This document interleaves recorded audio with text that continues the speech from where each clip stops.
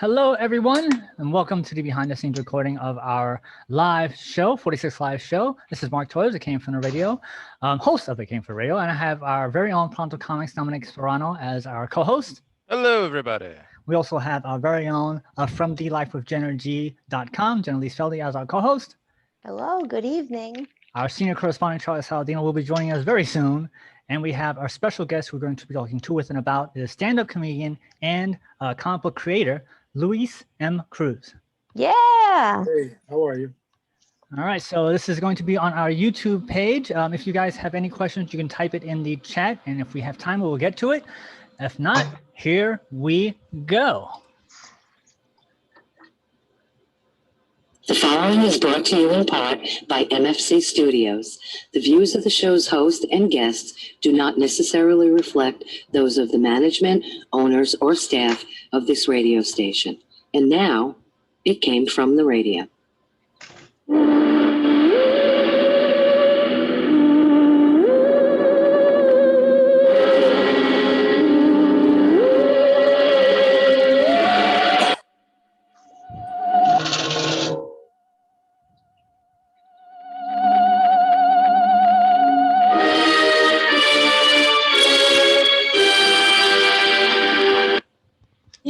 Joy and welcome once again to It Came From the Radio, the official The Big Apple Con. This is your host, Mark Torres, speaking, and we are here live via virtual distancing, courtesy of the East Meadow Public Library for our 46th live show. I'm here with none other than our very own Pronto Comics, Dominic Definition Man Serrano. I feel like I just did this. Hi, Yeah, everybody. we just did this. And we have our very own from thelifeofjennerg.com, Jenna Lee Feldy. Hi, everyone. Good evening. In theory, our senior correspondent, Charlie Saladino, should be joining us shortly, but we have our special guest who we're going to be talking to, with, and about, which is awesome because he's here, virtual distancing, of course. It is stand-up comedian and comic book creator, Luis M. Cruz. Hey, how are you? So on this week's show, we're going to be talking with Luis because he's here, because it's very difficult to talk about him when he's not here. And we're going to It does make it easier. Yes. I won't lie. But before we do that, we got to take it away with the news. The news is brought to you in part by the fine folks of sci-fi.radio. That's sci-fi for your Wi-Fi. As well as the fine folks of the Big Apple Con, which we are the official radio show of, celebrate over 25 years of comic bookness and pop culture stuff. For more information, go to www.bigapplecc.com. Their next convention will be on September 25th and 26th. It is their Big Apple Silver Anniversary Expo. I believe tickets are on sale now. I'm not 100% sure, but you can go onto the website and they will be announcing headliners as we get closer. And I want to give out shout outs for our Patreons, of which there are Danny Grillo, award-winning director Jared Burrell, Kyle Horn, Millie Portez, Newsday famous Dresden Media, Unjikun, Shadow Rabbit Art, The Huracan, and Yasmin Array. You want to have your own little shout out, go to www.patreon.com and look up It Came From There in the search bar, and just for $8 a month, you can get a shout out on our show. We would greatly appreciate it. So let's take it away with the news. As always, we start off with sad news. So let's see, sad news. Actor Charlie Robinson died recently from cardiac arrest with, all right, here we go, multi-system organ failure due to septic shock and metastatic adenocarcinoma. Yikes. I hope I pronounced that Cancer. correctly. Yes, thank you, Dominic. It can't. Anything that ends in oma is a tumor of some kind. And when you say metastatic, meaning metastasized, he had cancer. So he had cancer, which led to toxic shock syndrome, which gave him a heart attack. Thank you very much. See, that's what your definition, man, Sperano. There we go. Now we remember why why you started calling me that. No, it wasn't me. That was Duff. What was I forgot her name? Duffy. She was the actress, and she was like, "Oh, you're such a definition man. We're gonna call you Definition Man Sperano." That's right. So Charlie appeared in such films / TV shows as A Killing Affair, The Trial of Lee Harvey Oswald, White Shadow, Crash Course, Love and War, Project Alf, that was the movie that came after the TV series Alf, Beowulf, Heart of Dixie, Pee-wee's Big Holiday, The Guest Book, and of course, perhaps what he's best known for is 180 plus episodes of the NBC series Night Court, which ran from 1984 to 1992. Of note, Charlie reprised his role of Mac in the quote-unquote meta episode of 30 Rock, where they made a Night Court reunion episode within the show. That's cool. I didn't see that, but that's cool. Were you a fan of Night Court? I wasn't saying like a massive fan, but I do remember watching it when I was a kid. And I did enjoy watching it. It's my first like recollection of John Larroquette, Yes, who I find is a very funny comedic actor who I also loved on Boston Legal and was brilliant in Stripes. And certainly, I forgot the name, but of the guy who was played the judge. Oh, Harry Stone? Harry, yeah. That was the but name of the show. Harry Anderson was the actor. Yeah, and I always remember him. It was the first thing I saw him in, and then I found out later he was actually did most of his career as a magician, and he also was in Cheers for years. He always played a con artist on Cheers. You are correct. Yeah. So like this is like one of the first things I saw all these people in, and even Brent Spiner was in it once as a co-star. That is also correct. Jen, were you a fan of Night Court? No, because I don't want to be in court, and I like the daytime, not the night. So no, no. Senior I correspondent. don't think I ever watched it. Senior correspondent Charlie Saladino, are you there? I'm gonna say that's a no. As It was much Louis- as he very ever funny is. show. Funny show. Luis, Yes, were you a fan of Night Court? yes. I like the bull. Yes, Bull. Richard Mall. Yeah, Yes, yeah, yeah. yes. Yeah. I was a fan. I loved the show. I watched it religiously. It was great. And it's sad to see him go. He was a spry 75 years old. That's young. Yeah. It is. So let's see. So moving on for some more sad news. Oh, great. Actress Suzanne Douglas also died recently from pancreatic cancer. Susan appeared in such TV shows / movies as Tap, The Knife and the Gun Club, Chain of Desire, I'll Do Anything, The Inkwell, Jason's Lyric, How Stella Got a Groove Back, School of Rock, Changing the Game, Happy Yummy Chicken, Against the Law, Promised Land, and When They See Us, just to name a few. I, once again, remember her mostly from the Robert Townsend WB series, The Parenthood, where she played the wife Geraldine in 90 episodes of the series, which ran from 1995 to 1999. Do you remember that show, Dominic? I remember it. I never watched it. It was a good show. It was a very Was it? yeah, it was a very positive show. It was really funny. Robert That's Townsend, good. he really did a good job with that. He always Jen, did like positive stuff. yes, he for the was most he was part. a positive guy. Jen, do you? I know I'm gonna regret asking this, but did you ever watch The Parenthood? I saw the Parent Trap, the Parenthood. I don't think so. I'm more into trapping than hood. You know, more into the trap game than the hood game. So Senior correspondent Charlie productive, you Saladino, are you there? Charlie. We're gonna say no. Charlie. So, Louis, did you ever watch The Parenthood? No, I never watched it. She was Wasn't a fan. she was a fine actress. It was once again, it was a really good show, and it's once again sad to see her go. She was a young 64 years old. Yeah, I mean, once you get pancreatic cancer, that's just sad. It's like there's no coming back from pancreatic cancer, unfortunately. And on a more sad news note, we have Oh, two more to go. great. Yes, actor Francis Chick Vienna also died recently from cancer. While Chick, that's his name, Chick, It was sounds in. like it's just like this is like a cancer hat trick. He was in various TV shows and films, and he is perhaps best known by me once again as the Goodfeathers, Pesto, Sparrow, and Joe P from the original Animaniacs cartoon, which Now that I ran have from watched. the WB from 1993 to 1998. So yes, I know you're a mobster kind of guy, Dominic. No, I'm talking And about the anime. Animaniacs, yes. Now you've never even seen Goodfellas. I have so do not. you get the jokes that I just thought it was are- funny on its own. I know, but I'm like, but you did still found it funny. Yes. Because like I found it funny as a Hmm. child, but then once I saw Goodfellas, like the reason I think it was Pesto was supposed to be the Joe Pesci character, Yes. Yes. and why he was always getting annoyed, He and he's like, beat "You up on the other guy. why are you calling me this?"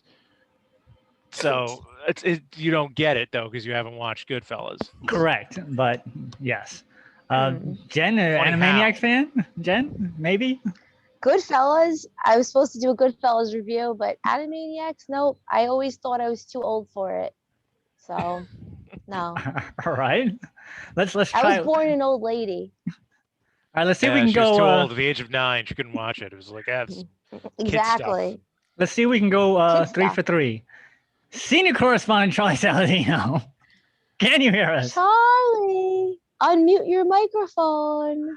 I'm gonna say no. So, Lewis, Yes. were you a fan Well, of I the do like Animaniacs? silence, so that's Yes, okay. I was. He's not a, even I was muted. a very big fan of the Animaniacs. So you remember the good feathers? Yes, I do. Pinky That and the was- Brain were my favorite though. Yes. You know, I'm actually surprised that he voiced all 3 characters. I always thought it was 3 different actors. That's good voiceover work.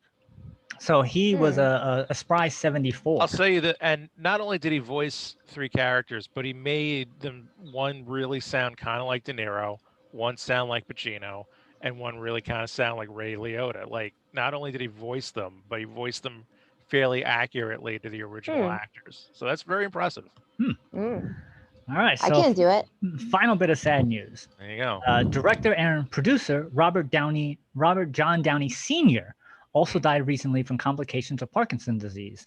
Robert had a hand in films such as A Touch of Greatness, Sweet Smell of Sex, No More Excuses, You've Got to Walk It Like You Talk It, or You'll Lose That Beat, Sticks and Bones, Up the Academy, I remember that movie, I love that, To Live and Die in LA, Rented Lips, Moving Target, Johnny Be Good, Too Much Sun, Hail Caesar, Hugo Pool, Boogie Nights, Rittenhouse Square, and The Tower Heist, just to name a few. Of note, obviously, he is the father of actor Robert Downey Jr. You familiar with his work, Dominic? Just his son. That'd be one of his greatest works. I think that was his greatest hit. Honestly, it was interesting because not too long ago, I was like looking up Robert Downey Jr. For whatever reason, just to see like how old he was or whatever, and I happened upon his Wikipedia page, and like it's interesting. Like Downey's not really the family name, and Downey Sr. took it from like his stepfather or something, and it's an interesting life the man led. I'm glad that he had cleaned up his act later in life, and I know he'd been married for quite some time to like his 3rd wife. So I mean, I'm glad to see this, and seemingly father and son were tight together towards the end of his life, and I'm happy to see that too. Parkinson's is a horrible disease. It's an absolutely horrible disease. Jen, Robert Downey Sr. Yes? No? Boogie Nights. I don't know what his hand is. I would love to know what he did. I love that movie. Love it, love it, love it. And then the Walk It Like You Talk It, I'm intrigued because I'm all about that. So I'd love to see that. Let's try 4th time. What's the over-under? Senior correspondent Charlie Saladino. Can you hear us? Charlie, can you hear us, Charlie? All right, so Luis. Yes, Tower Heist. Tower Heist, there you go. I'll say this: Robert Downey was also a Long Islander. I did not know Rock. that. I'm just looking him up now. Yeah, he grew up in Rockville Oh. Center, and like I said, he changed his name after his stepfather, James Downey. He was born Robert Elias Jr. Wow. So that's all interesting things. Like I said, he was an interesting man, and I'm glad that him and his son were on good terms later in his life. So he was a spry 85 years old. So let's move on to the not as sad news. From the Is It 25 Years Too Late department. In celebration of its 25th anniversary, Nickelodeon has announced a brand new original Blue's Clues movie. The movie will follow Josh and Blue, which is the cartoon dog, as they head to New York City to audition for a big Broadway musical. Production on film will begin this summer. The film is part of an array of initiatives that will span multiple platforms to celebrate the series, including a television event, a one-of-a-kind nostalgia-driven music video, customer product programs, and more. Executives say Blue's Clues is hands down one of the most successful and critically acclaimed preschool shows in history, and we are so proud that Nickelodeon has been in its home for the last 25 years. The series' creativity, interactivity, and inclusivity has stood the test of time, and we're now continuing to empower, challenge, and build the self-esteem of a new generation of preschoolers with brand new Blues, Clues, and You movie and multiple upcoming seasons of the series in animation studio pipeline. For those of you not paying attention, Blues Clues premiered on Nick Jr. on September 8th, 1996, and the original series ran for 6 seasons with a spin-off, Blues Room, debuting in 2004. In 2019, a reboot live series called Blues Clues and You debuted. Both the original and reboot series feature a live-action host in the animal world. Have you guys ever seen Blues Clues? Dominic? Yes. Oh, wait, Jen, you've seen Blues Clues. There we go. Yes. And my stepbrother watches it. I even know this song. Here's the mail, it never fails. It makes me want to wag a tail. And when it comes, I want to yell, mail. That was my slurred version because I'm really tired. Yeah, I know about it. So would you go see the movie? If I was paid.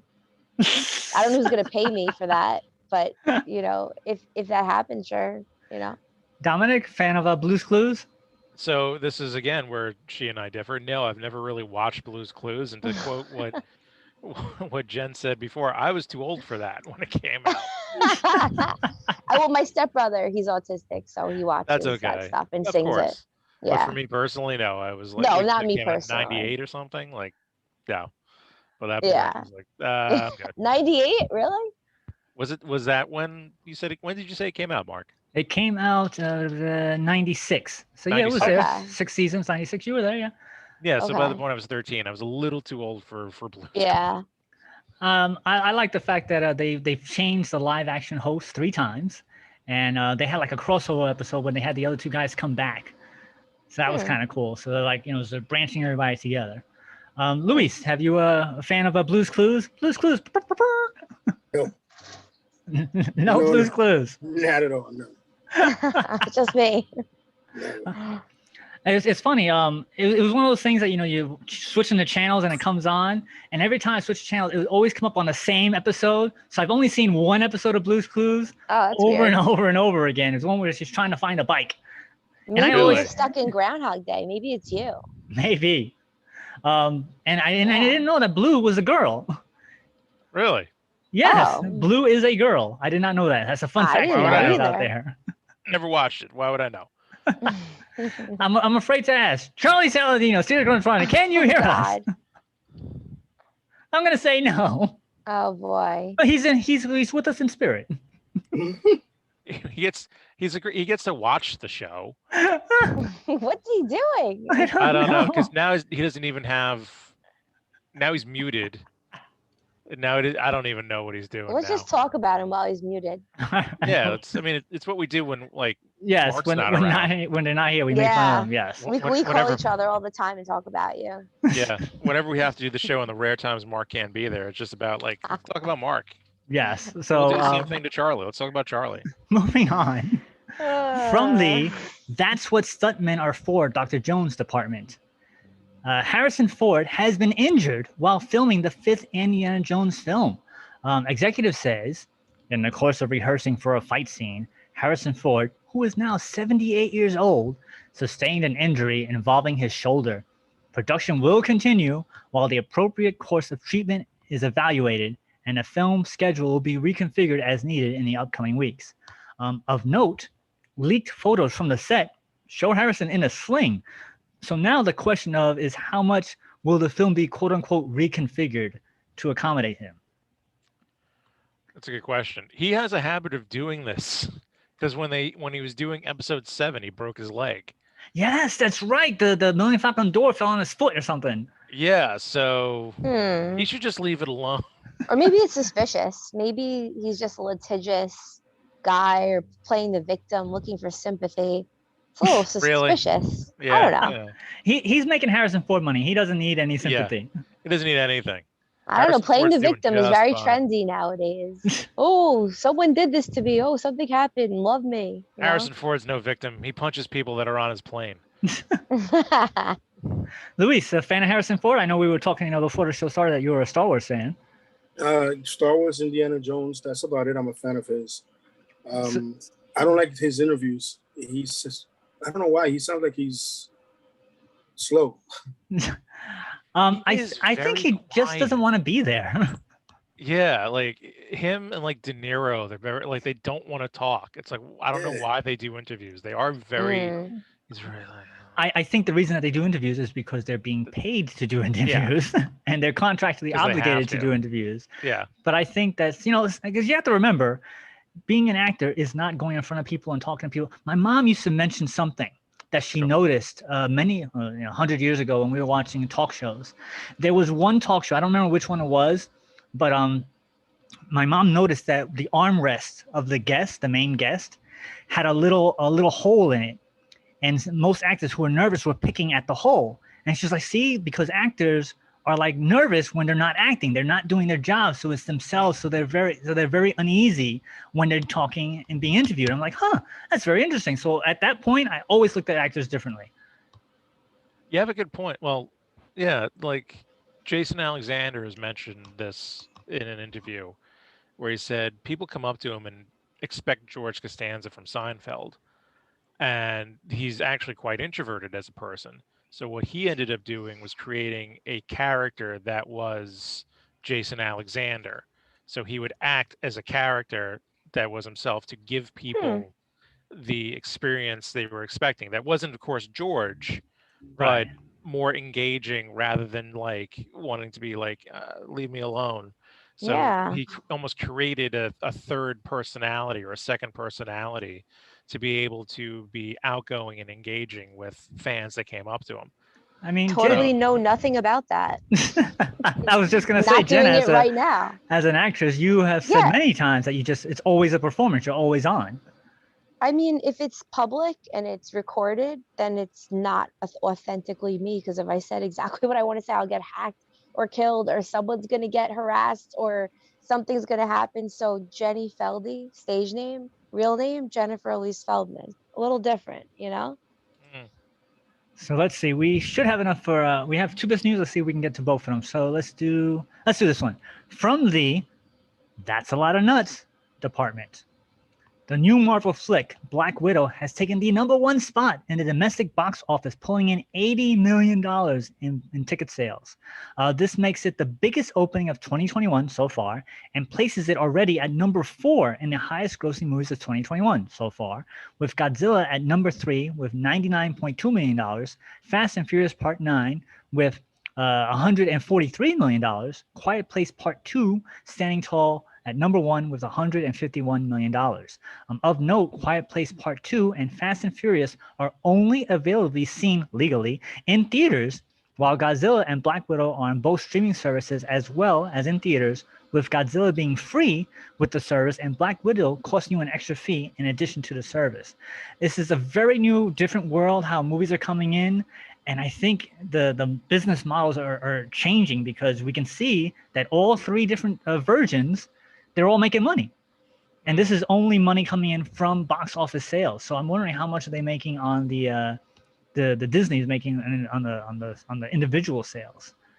I have to say, like, I'm torn if I want to really go to the theater and see Black Widow or not. I think it'd be safe. I'm not even worried about safety at this point. It's more of time, convenience for my life. And I'm like, I don't know, like $20 or whatever it is to watch it at home seems like a lot. But if you think about how much it would cost me to go see it in a theater, it's probably going to be $10 or $12 for a ticket. And then if I want snacks or something, I'm going to pay that, as you know. And like, I'm probably going to spend 30 or 40 just between myself and my lady. So, it might be less expensive to watch it at home. What are your I'm thoughts on annoyed this? though that I'm annoyed though that I got to pay extra, because I like that HBO Max doesn't make me pay extra, and Right. even Paramount Plus doesn't make me have to pay extra. See, so you should make your stand. I'm not giving them their money. I'm going to give somebody else their money to give to Well, them. I'm also like, I know if I wait long enough, it'll just come to Disney Plus anyway. Right. So So that's the other thing. What are your thoughts on this, Jen? It's what do you think of the whole difference of movies and the business model now? I'm a little mind boggled. I was thinking about this week. I really don't know what should be done. I really don't know. I'm just gonna say I don't know, and I wish more people would say I don't know more often. It would make my life easier because a lot of people got to come up with these answers, and a lot of times they're BS. So I'm just gonna go with I really don't know what should be done. I really don't. That's a I fair. don't have a plan on this one. That's a fair response. Luis, what do you But I think? do of- think streaming is important, and then the live theaters. But how do we balance it all? Not the expert here. All right, fair enough. Luis, what do you think? What are your thoughts on the business model of how movies are being shown to people now? I think the future is streaming. Movie houses are going to be obsolete soon, and if you stream everything, it's more comfortable, and I mean you get to watch it from the privacy of your own home. So I think streaming would be beneficial. It's less, it costs less, and you could do whatever, cook whatever you want. You don't have to eat the popcorn or anything. Yep. It's true. I'd I've been saying this for a while. Movie theaters need to show alternative content to keep themselves relevant. But in some ways they have, because at least like AMC up until the pandemic, they were having like full-on restaurants with their movie theaters. Now they were like taking the Alamo Drafthouse approach to it, having a bar, having a full restaurant, having in-movie like service. Waiters and coming in and making it like a destination. So they were trying to do like dinner, drinks, and movie all in one spot. Yeah. And massage therapy. And massage therapy. Seriously, all they need to do is like turn they already have those nice big lounging chairs. If they just have it where all the big lounging chairs are massage chairs, that would be the most awesome thing. And I think there'll always be this desire to want to get out of the house. Clearly, as we've seen. Yeah, the past year and a half. because remember, Quiet Place 2 and Fast and Furious, they're the two top. They're number 2 and number 3, number 1 and number 2, highest grossing movies of 2021. Well, that means that's the only way was to see it in theaters. So people need and wanted to get out. So, in terms of Fast and the Furious, you don't need streaming if you've got family.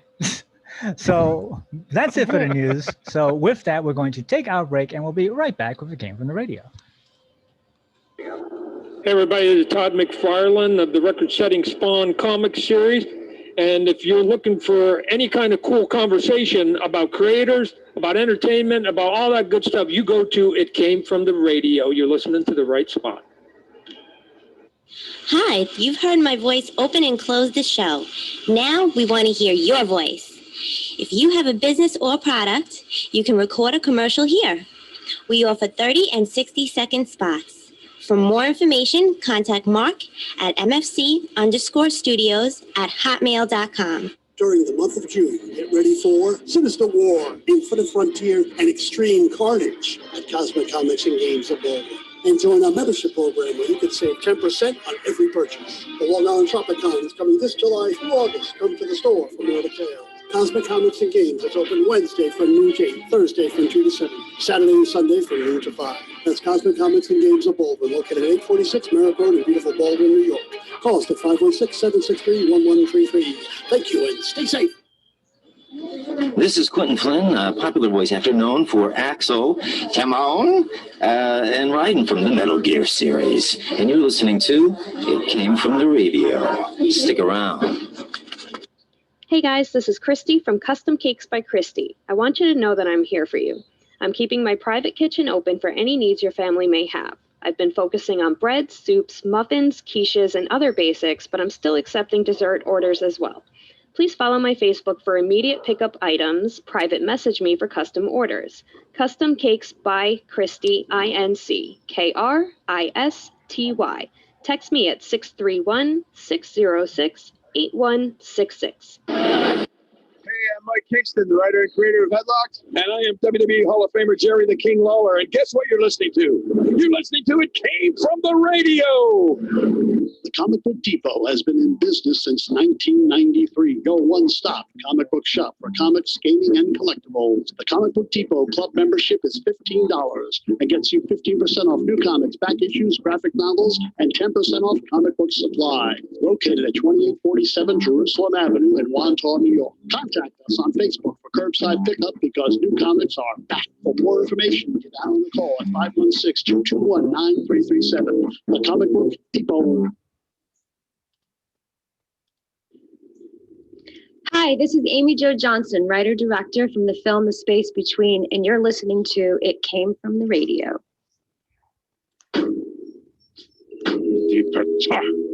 You had any honor, you would listen to sci-fi.radio, the sci-fi for your Wi-Fi.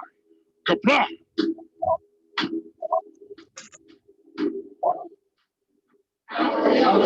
Meet Grimlock having fun on It Came From the Radio. Meet Greg Berger also. Hello, friends. This is Ranger Rob, and I'd like to talk to you about dog poop. That's right, dog poop. I invented Ranger Rob Pet Poopy Bags, a very large bag with handles. My bags support large and small dogs and smell like lemon. They are strong and affordable. You can find Ranger Rob Pet Poopy Bags at Amazon. They come in sheets or in rolls and come with a dispenser. Once you try Ranger Rob Pet Poopy Bags, you'll never want to go back. So come join us. Go to Amazon and try Ranger Rob Pet Poopy Bags today. Now, back to our show. And welcome back to The Came From the Radio, the official of the Big Apple Con. This is your host, Mark Torres, speaking with our live studio audience, virtually distancing, of course, via Zoom, courtesy of the East Meadow Public Library. 46 live show with none other than Dominic, Pronto Comics, Dominic Definition Mascherano. So I'm just going to say, maybe we don't come back into the show right off of a commercial about dog poop. Poopy bags. Poopy bags. Maybe we just tweak the I'll move out the order. I think it'd be better if we came back from Christie's Custom Cakes or, okay. or Sci-Fi Radio, the Sci-Fi Radio one, because we're on Sci-Fi Radio. So I think one of the places we are on. Yes. Yeah. So yes. I'm just a little friendly criticism, constructively, of course. Okay. And we have from D-Life with Genergy, Jen Lee Selby. Good evening, everyone. Enjoy the nice weather. Our special guest, stand-up comedian and comic book creator, Luis M. Cruz. Hey, how are you? Just want to remind everybody that we are brought to you in part by the fine folks at the East Meadow Public Library. That's www.eastmeadow.info. They have tons of free programming every single day, so make sure you guys go check that out. So, Luis, I know Jen was excited because she was telling me how excited she was as she's also walked into the world of stand-up comedy. So, Jen, why don't you throw some questions for Luis? Yeah, I want to know why you like getting on stage. What is it about getting on stage and speaking to a live audience that you like? Because there's many mediums to be funny. We have TikTok and YouTube and Facebook and memes, and you don't really have to get on stage. So, and it's a big cost to it. It's very tiring. I'm still tired from my last show. It was like a week or two ago. So what is it that gets you on stage and why? I like to show self-awareness. I'm physically disabled. So to see me on TikTok, it's like now you can't really tell that I'm handicapped on the camera. Okay. But when you see me on stage, it's different because you see the wheelchair, you see my disability and everything. And I like to make people aware that not all handicaps are down and out. We are funny sometimes. I'll just say that's fair. I had no idea. Yeah, see, because all I'm just seeing is a camera of your face. So I understand if you're on YouTube or Instagram or TikTok, no one will know that unless you gave them a long wide shot. Yeah, which you could do. You could definitely do that. Obviously, it's instantaneous on a stage. Yeah, I have a few friends that are disabled, and they know how to. You just get an easy tripod, easy fix. So if you ever don't want to get on stage, I'll tell you how I can help you. Gotcha. She knows the ways. I know the ways, yeah. So I have to, because as it's like a rule, whenever anybody says that they are a stand-up comedian, they say, "Tell us a joke." So what's your best joke? I can't really say it here. Oh, it's not PC. All right, so never mind. What's your best clean joke? Hey, you got a clean joke? I got a few. All right. How many handicaps and wheelchairs does it take to change a light bulb from a ceiling? How many? None. We can't reach. Nice. Okay. Nice. That's good. That's a good one. So how do you go? So was the comic creation first or was the stand-up first? Comics. So how do you go from comics to stand-up? On a dare. A friend of mine dared me to do comedy for a very long time, and I stayed away from it, and because I was funny around my neighborhood, and he dared me to get on stage, and I did, and that's it. I got hooked on it. Oh. How are you funny around your neighborhood? I just like making fun of everything. Like I always tell myself, I'm a stand-up comic from a sitting down point of view. I do stand-up comedy from a sitting down point of view. So your neighbors? Did you talk to your neighbors? The neighbors? No, I'm always outside. Anybody I meet, they laugh at something crazy that I do or whatever. Gotcha. So you're friendly with the neighborhood. Yeah. See, I have a joke that I'm not, so that's why I'm asking so much about this. I go out of my way. Very simply put, I actually climbed out of the passenger side door. Hopefully my neighbors aren't hearing me, just to avoid my neighbors, because I don't want to do the Larry David stop and chat. So my neighbors probably have very little idea about me. Only a few. I avoid them. Stop and chat. Yeah, I actually made it look like there was something in my back seat. I'm looking in the back seat. I'm looking in the passenger seat. I'm pretending there's something really going on, maybe wrong with the car. I'm looking, and then I just sloppily crawl and fall out of my passenger side door, so I don't have to talk to the neighbors on the left on my side door. And then I walk around the car, looking at the car like there's something wrong with it. There's nothing wrong with my car. I just don't want to chit chat. That's it. That's how much I don't want to chit chat. I'm going through crazy antics to avoid not being known by the neighborhood. So that's why I asked the question. Another thing I like doing is to break the ice anywhere I go. You know those, like I travel Manhattan often, and you also have the preachers preaching in the street. So sometimes I'll park my wheelchair and I'll listen to them, and I'll get up from my wheelchair and say, "Your words inspired me to walk," and I walk away. Video that, please. I want to see that. Now the last thing I did was when I went to get my second vaccination shot. They put you in a room, and the nurse came she said, "You got 15 minutes. Any side effects?" I said no, and then she came back 6 minutes down. She says, "You got about 6 minutes for. Do you feel any side effects?" I said yes. From the waist down, I feel a weird tingling sensation. Is this supposed to happen? And I got up and walked away from my wheelchair, and her mouth stayed open. She pulled down her mask. She goes, "Should I get a doctor?" I'm like, yes, because I've never walked a day in my life before this. Wow. And but my friend stopped her. She said, "No, he's just being a clown." That's funny. She was on the floor laughing. Yeah. Yeah, that's funny. Impressive and horrifying. Yes. I love it. Yes. Way to give someone a heart attack. Yeah. And it was positive. It was positive. Positive thing. The only upshot is it's positive. Like it'd be terrible if it was the reverse. You're just like, and you fell. And you're like, I can't walk now. That'd be horrible. But listen, if it wasn't for my friend, I probably would have been the spokesperson for Pfizer for at least 2 months before they caught on. Yeah. Wow. Our shot. Somebody ask a question. I'm out. This is the first time Mark has ever been speechless in an interview. It's I have a song. I've never seen Mark tap out of an interview before. That's fascinating. It's happened, but it's a rare occasion. It's very rare. I have a song. When I was in school, there was a teacher that she used to, and this is when you was kid, if you're happy and you know it, clap your hands. Yeah. Well, I don't know how she wanted me to do it because my hands are physically disabled. So I came out and I came up on my own. If you're a cripple and you know it, shake a leg. I like it. Sorry. I like it. You Is gotta that Mark go to laugh laughing at like that? yourself. Okay. Yeah, it's Mark. Yes, that is me. You have to make fun All of right. yourself before you make fun of anybody else. That's true. That's my You have to be able to take a joke, show that you have humor.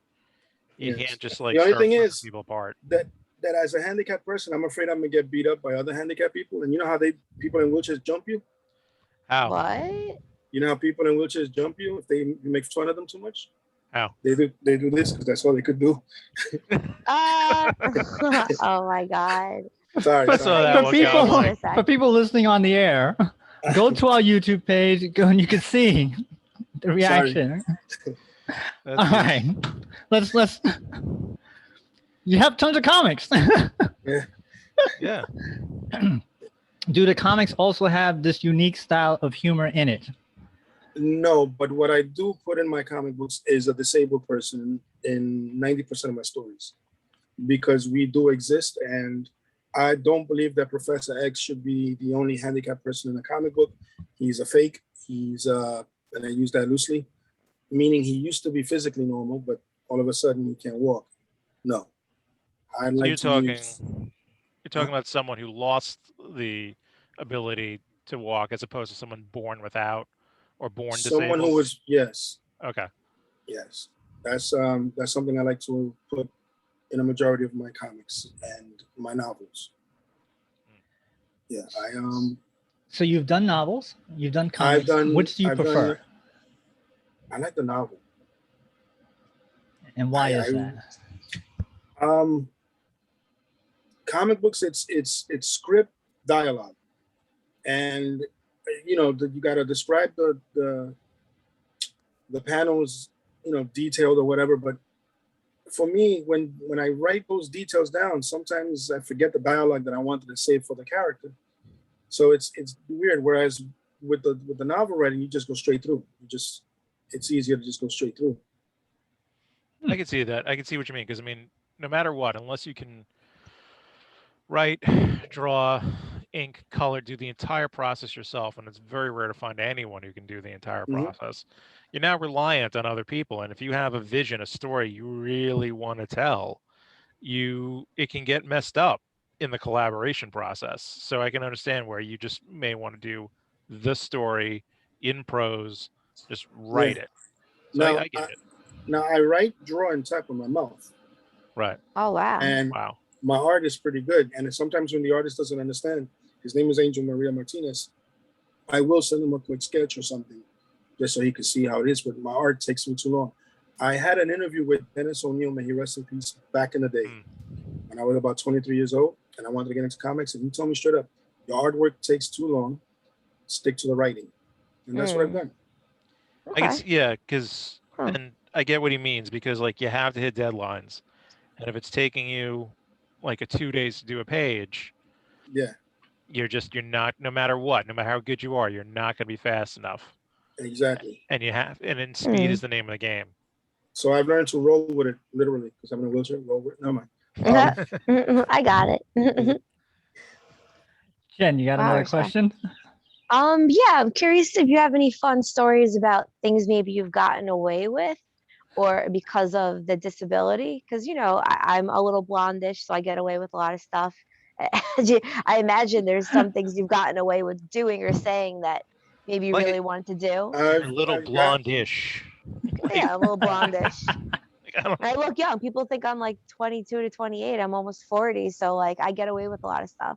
So yeah, I'm almost 50. So yeah, things that I get away with. I can get away with a lot. It's good to be handicapped. I wouldn't trade it. I wouldn't trade it for nothing in the world. Anything specific? Anything specific you can say on the air. Exactly. Because I'm sure, you know, based on our conversation, I'm sure there are stories that we cannot broadcast. For sure. Yes, for yes. sure. Well, it's got its up and down being handicapped. You get a lot of doors closed on you because people judge you just on appearances first before they get to know you. And this is why I like breaking the ice with comedy, no matter what I do, because as long as they focus on my face, they don't have to see the disability. So that gets them over that.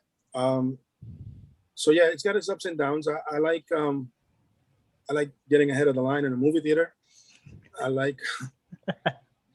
Funny enough, it reminds me of like the Carlos Mencia thing where he did. Who knows if it was actually his joke, but he was saying like he was at an amusement park and someone who was handicapped got to go ahead of him and he was like objecting to it, and then the guy in the like, you didn't see a handicapped kid, you just saw someone who was taking advantage of it and going and cutting the line.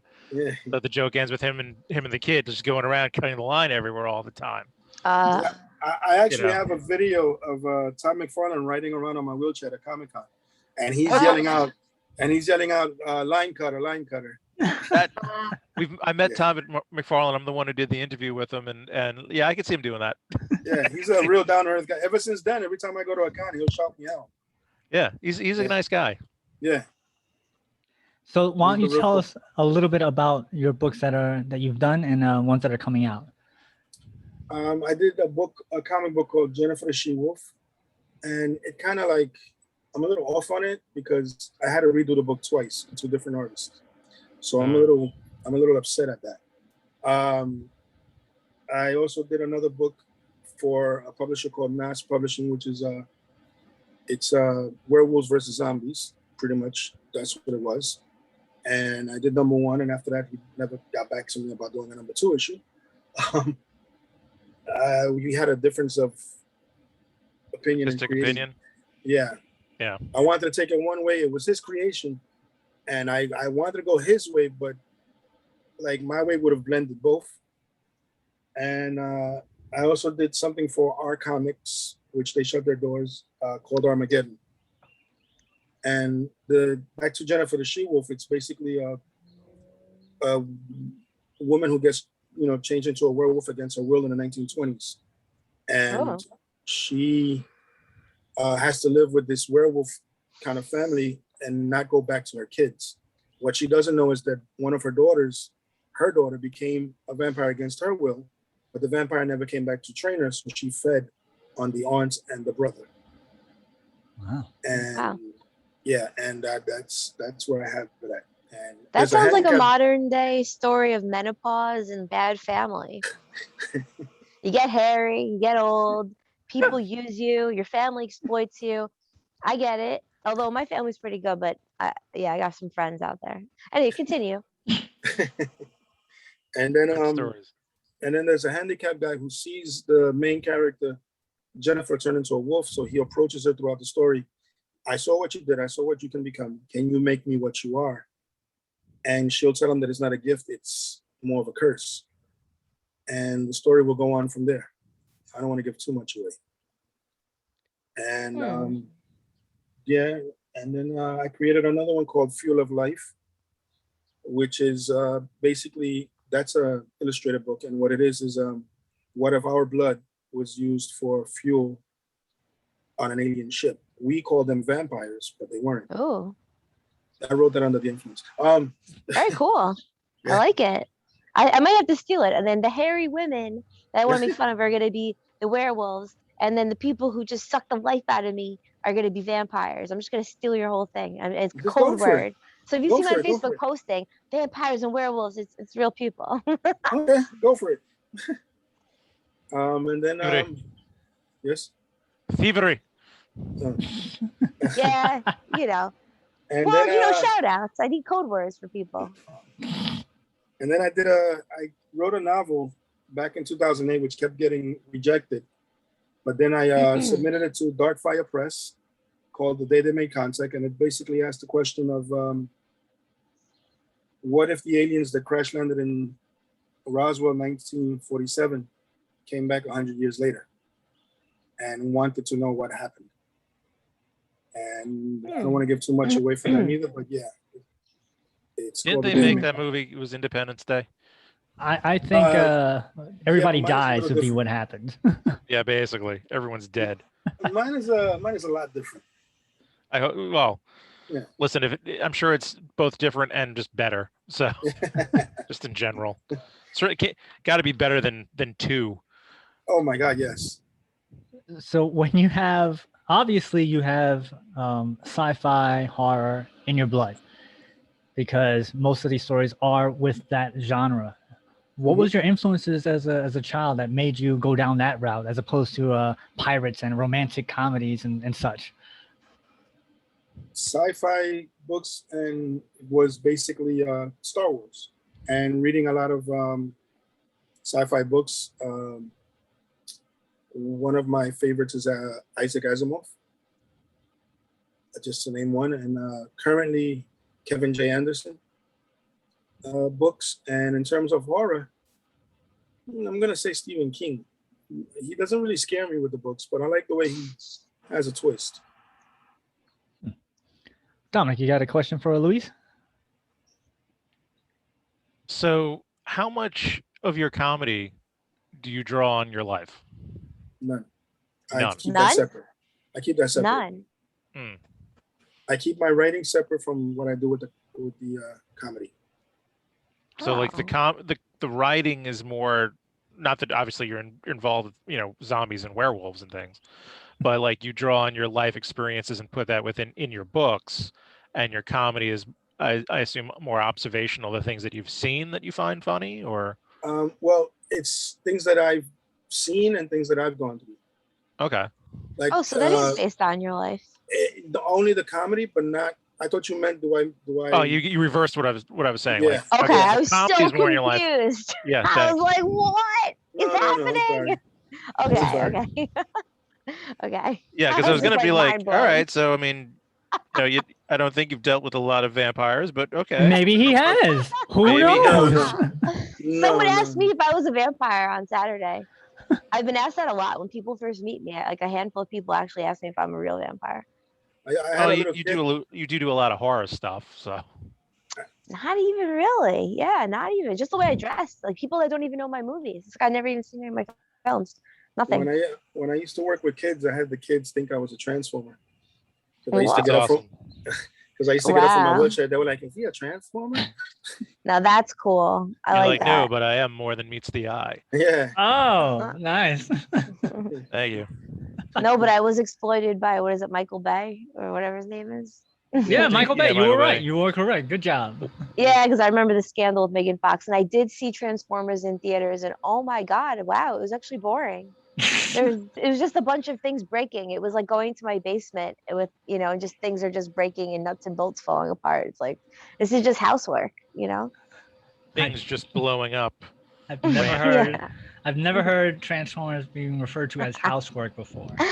Yeah. Well, a lot of things break when you're like the Money Pit with Tom Hanks. Tom Hanks, yes, my favorite Tom Hanks movie. Yeah, that's home ownership, That is home ownership. Just constantly every weekend fixing something. Yes. So with the comedy, Luis, what were your influences in that? Me. When I was a kid, when I was a baby, about 3 years old, I met Jerry Lewis. Wow. Lady. Yeah, and I've always been a fan of his, and I love his comedies, Robin Williams. Yeah. Robin, his mind never stopped working, in my opinion. It's like it was always on. Yeah, exactly. Yeah. And did you see his the documentary about him that they have on HBO? I believe I went across it. I didn't really watch it yet. Yeah, if you're really a fan, I think you'll find it very interesting. Okay. He was a fascinating man, and fascinating how like his mind was that sharp. I saw one. There's maybe a few documentaries, but I saw one. My dad gives me like Robin Williams things. What? I was kind of surprised when he died of depression. I'm like, what the hell? He was. I don't know. Well, there's a lot of rumors. We never know. I'm someone that always likes to say, I don't know if I wasn't there. Right. Right. But the story that most are leaning with is that, he had this disease that was taking over and he just wanted to end it, I guess, before it got worse. I think that's the story most are going with. But then that's other the people, general consensus, yeah. Then of course you have conspiracy theory stories, that he said the wrong thing. There supposedly he had Lewy body dementia, which it comes along with Parkinson's disease. Mm-hmm. And he was just probably slowly losing his grip on reality. And for him, I could see definitely for him, like as much as he's out there, he can be out there because he has his grip on reality. And that would be losing who he was. So I don't, of course, like the decision, but I can understand that decision. Yeah, I don't know if it was really deep depression as much as it was just like, I don't want to live like this. So, Luis, when you met Jerry Lewis, were you a fan of him beforehand, or did you go watch his movies afterwards? I was 3 years old. I don't remember, but you don't remember? Come on. I've always watched his movies. I still watch his movies. I love him. I love his movies. What was your favorite movie when you were 3 years old? No, I'm just kidding. My first memory is a movie at 4 years old. So yeah. What's that movie where he plays an idiot that all the producers want to swindle him?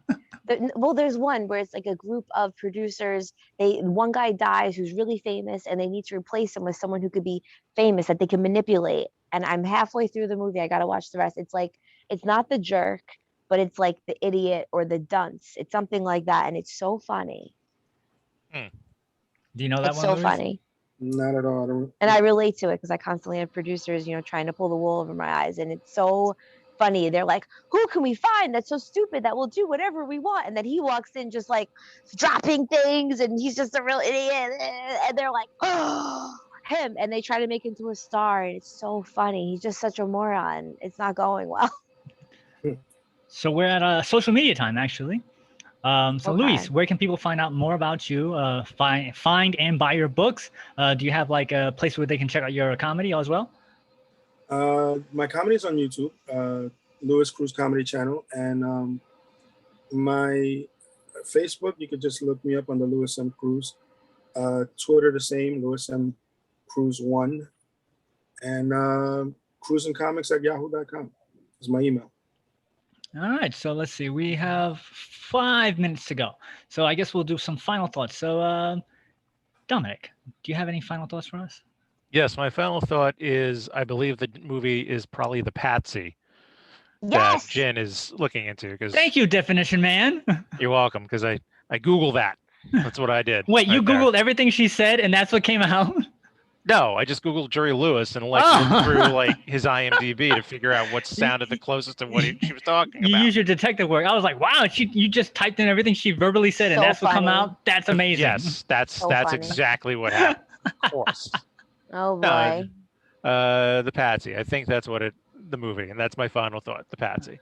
Jen, final Yes, thought? Thank you. Gotta see the rest of the Patsy. Be grateful for everything you got and maximize every moment of every day. And things add up over time. So if you're in a place where you don't like it, just do a little every day or a lot. You'll see 2 or 3, 4 years. It's going well. Luis, Or final better. thoughts? Yeah, live life to the fullest, and it's fun. Never think it's boring. My final thought is this.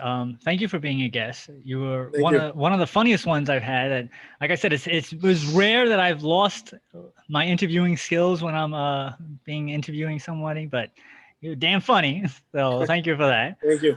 It's really cool that you took the dare and you did it. That's Yeah. very inspirational for people out there. And also you're doing both the creative writing and using the comedy, and you're keeping it separate, which I also thought was kind of cool. You're not merging it together, so it's not a comic book about a stand-up or anything like that. So I think that's Yeah. really cool that you're able to have many separate worlds, and each one you're pushing forward through. So that's really cool, and it's really inspirational for people. Thank you. Also want to mention that our next live show is going to be on, August the 11th. We're going to have Clay Maker Shadow Rabbit Art. It'll be our 47th live show, courtesy of the East Meadow Public Library. Make sure you guys go to www.eastmeadow.info. And like I said, they have tons of free programming every single day that you guys can sign up for. And our show is one of those free programs. So that about does it for this week on It Came From the Radio. Join us right here and every week on this radio station. If you miss any part of our show, Tough. go to our website, www.itcamefromradio.com. Listen to archives will be up in a week or so. Check us out on places such as goodtalkradio.com, btd.radio, Indie Volt, and 40 other podcast places.